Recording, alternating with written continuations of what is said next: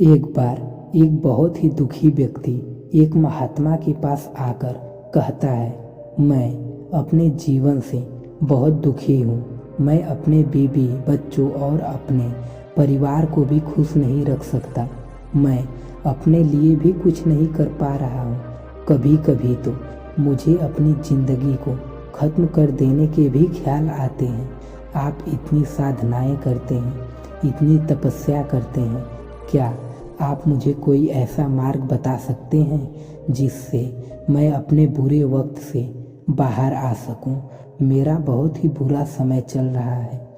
2 वक्त की रोटी का इंतज़ाम करना भी मेरे लिए बहुत मुश्किल हो गया है।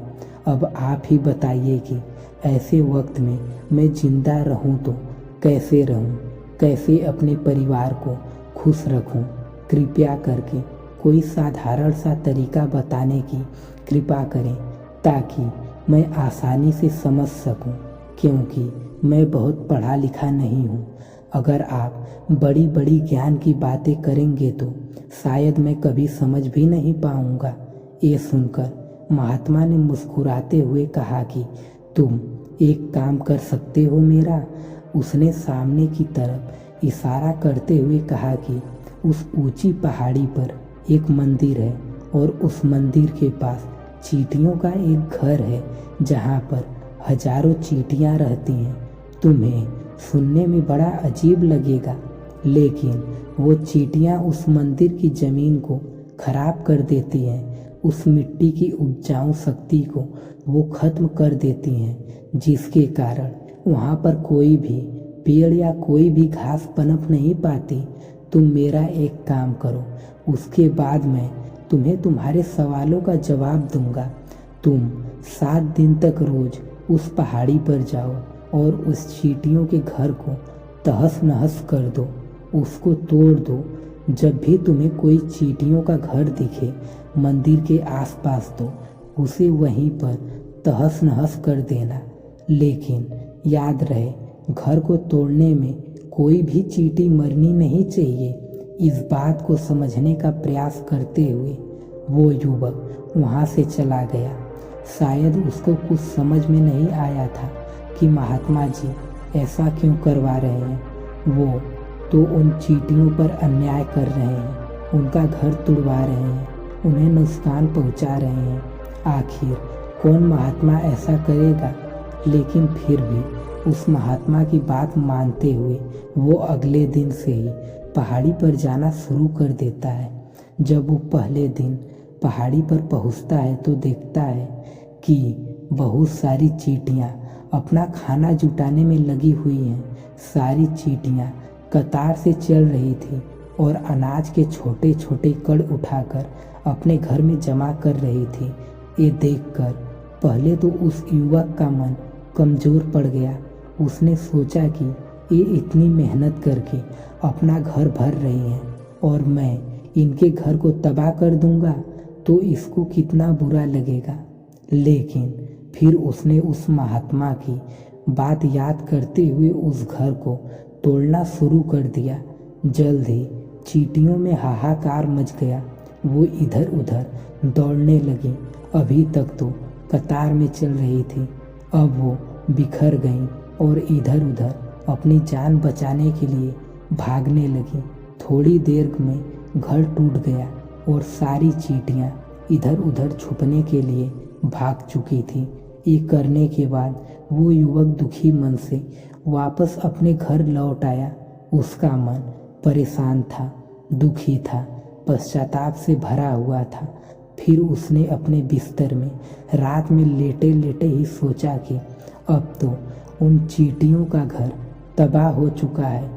अब वहाँ पर जाने का क्या मतलब, अब क्या फ़ायदा होगा, क्योंकि चींटियों का घर तहस नहस करने के लिए महात्मा जी ने कहा था, जो मैं कर चुका हूँ। लेकिन फिर कुछ देर सोचकर अगले दिन उसने फिर से जाने का निश्चय किया और अगले दिन सुबह सुबह उठकर वो वापस उसी पहाड़ी पर पहुँच जाता है। पहाड़ी पर पहुंचकर वो उसी जगह पर पहुंचता है जहां पिछले सुबह उसने उस घर को तहस नहस कर दिया था। लेकिन वो ये देखकर चौंक जाता है कि उन चींटियों ने फिर से अपना घर उसी जगह पर बना लिया था। अब वो फिर से अपने घर के लिए सामान इकट्ठा करने में जुटी हुई थी।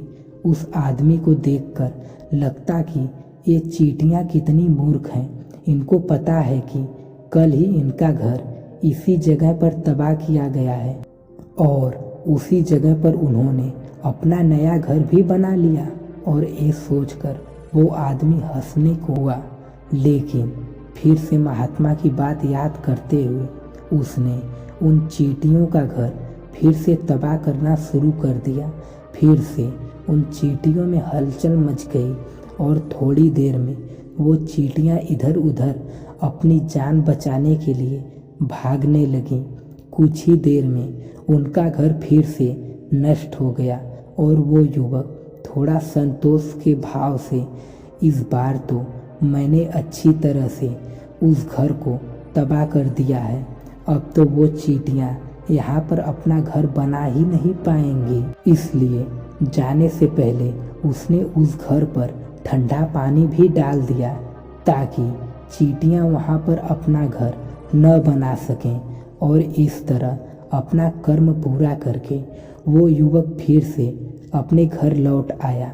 आज रात में सोते वक्त फिर से वो इंसान यही सोच रहा था कि क्या महात्मा ये सही काम करवा रहे हैं?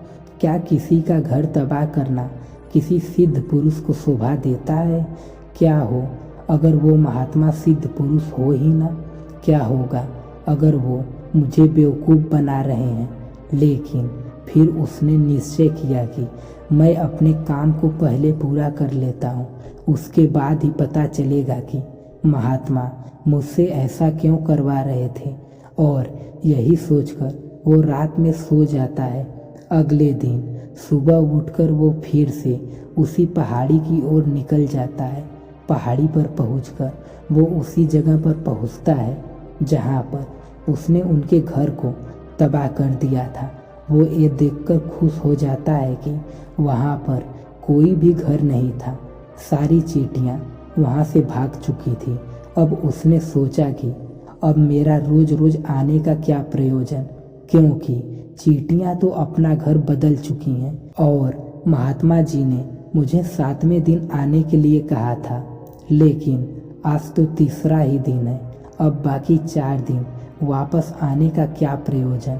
और यही सोचकर उसने निश्चय किया कि यहाँ से वो सीधा उसी महात्मा के पास जाएगा और उनको ये सारी खबर बता देगा। जब वो वापस मुड़कर उस पहाड़ी से उस महात्मा की कुटिया की तरफ जाने लगा तो उसने देखा अचानक उसकी नज़र एक और घरौंदे पर पड़ी जो कि चींटियों का ही बनाया हुआ था। मतलब कि वो घरौंदा चींटियों ने ही बनाया था और अब वो चींटियाँ नए घर में वास कर चुकी थी। ये नया घर उनके पुराने घर से थोड़ी ही दूर पर था और जब उस युवक की नज़र उस घरौंदे पर पड़ी तो उसने सोचा कि शायद महात्मा को पता था कि ये चींटियाँ अपना घर यहाँ से बदलकर किसी दूसरी जगह पर बना लेंगी, इसलिए उन्होंने मुझे 7वें दिन आने के लिए कहा था। और ये विचार करके वो उसका नया घर भी तोड़ने के लिए पहुंच जाता है। जब वो वहाँ पहुँचता तो चींटियाँ उसी तरह अपने कर्म में लगी हुई थी। वो अपने लिए खाना इकट्ठा कर रही थी और अपने घर में जमा करती जा रही थी। जो पुराना घर टूटा था वहाँ भी अनाज के कण बचे हुए थे और चींटियाँ वहाँ से भी अनाज के कण इकट्ठा करके वापस अपने नए घर में ला रही थी। अब यहाँ पर फिर से युवक का मन थोड़ा कमज़ोर पड़ गया, क्योंकि वो खुद भी कमज़ोर था, खुद भी वक्त का मारा हुआ था। इसलिए उसके मन में उन चींटियों के प्रति दया का भाव उमड़ रहा था। उसके ऊपर उसे दया आ रही थी। वो चाहता तो था कि उनकी मदद करे, लेकिन वो उल्टा उनको नुकसान पहुंचा रहा था। लेकिन उस महात्मा की बात को याद करते हुए उसने फिर से उस घर को तोड़ने का निश्चय किया और उसने इस बार बड़ी ही सावधानी के साथ बिना किसी चींटी को कोई नुकसान पहुंचाए वो घर को तबाह कर देता है। वक्त थोड़ा ज़्यादा लगता है क्योंकि किसी भी चींटी को नुकसान न पहुंचाने की शर्त महात्मा ने पहले ही रखी थी, इसलिए उसको बड़ी सावधानी के साथ उन घरों को तबाह करना था। लेकिन आखिरकार उसने उस घर को भी तबाह कर दिया और उस घर को तबाह करने के बाद वो बड़े ही दुखी मन से, इस बार वो पहले से भी ज़्यादा दुखी था क्योंकि उसने उनका नया घर भी तोड़ दिया था। वो उन चींटियों को बसने ही नहीं देना चाहता था और वो अब अपने आप को शैतान या दानव समझने लगा था। लेकिन फिर भी उस महात्मा की बात को मानते हुए वो अपने घर पर दुखी मन से वापस आ गया। रात में सोने से पहले एक बार उसने फिर से सोचा कि मैं कितना बड़ा शैतान हूँ, कितना बड़ा दानव हूँ। पुराना घर तो छोड़ो, मैं उन चींटियों को कहीं भी बसने के लिए कोई जगह ही नहीं दे रहा हूँ। वो चींटियाँ मेरे बारे में क्या सोचती होंगी, वो कितना दुत्कारती होंगी उस परमात्मा को जो मेरे द्वारा एक काम करवा रहा है। लेकिन फिर भी उसने अगले दिन जाने का निश्चय किया और अगले दिन सुबह सुबह वो फिर से वहाँ पर पहुँच गया। वो ये देखकर फिर से आश्चर्यचकित रह जाता है कि इस बार चींटियों ने एक और नई जगह पर अपना घर बना लिया था। वो पहले से भी ज़्यादा ऊर्जा के साथ काम कर रही थी और उन्होंने एक रात में पहले से भी बड़ा घर बना लिया था और अब वो फिर से अपना अनाज और खाना इकट्ठा करने में जुटी हुई थी। ये देखकर उस आदमी को लगा कि ये चींटियाँ किस मिट्टी की बनी हुई हैं। मैं इनको बार बार यहाँ से भगाने की कोशिश कर रहा हूँ और ये यहीं पर अपना घर बना लेती हैं। क्यों इनको पता नहीं है कि मैं इन्हें यहाँ पर कभी भी बसने नहीं दूंगा। ये चींटी हैं, दिखने में इतनी छोटी हैं, लेकिन फिर भी ये मुझसे हार नहीं मान रही हैं। बड़ी ताज्जुब की बात है। और इस बार उसने गुस्से में उस घर को तहस नहस करना शुरू कर दिया। लेकिन इस बार तहस नहस करते हुए कुछ चींटियाँ वहीं पर मर गईं, उसके पैरों तले कुचल दी गईं। कुचलने के बाद जब वो अपने अहंकार के बाहर आया तो उसने देखा कि गुस्से में उसने उन चींटियों को कितनी क्षति पहुंचा दी है। उनका मन पश्चाताप से भर गया और वो रोता हुआ अपने घर की तरफ बढ़ गया। रात में सोते वक्त उसने सोचा कि मैं उन चींटियों पर बहुत ज़्यादा अत्याचार कर रहा हूँ, अब इससे ज़्यादा अत्याचार मैं नहीं कर पाऊँगा। और यही सोचकर वो अगले दिन उन चींटियों के लिए अपने घर से थोड़ा आटा लेकर उसी पहाड़ी पर पहुँच जाता है। आज उसके मन में उन चींटियों के प्रति श्रद्धा का भाव था, दया का भाव था। आज वो उनकी मदद करना चाहता था। और जब वो वहाँ पर पहुँचा तो चींटियाँ फिर से अपने नए घर को बनाने में जुटी हुई थी। उसने बड़ी ही करुणा के साथ उन चींटियों को अपना लिया और आटा खिलाया और अगले 3 दिनों तक वो ऐसा ही करता रहा। वो रोज़ सुबह जाता और उन चींटियों को अपने हाथों से आटा खिलाता।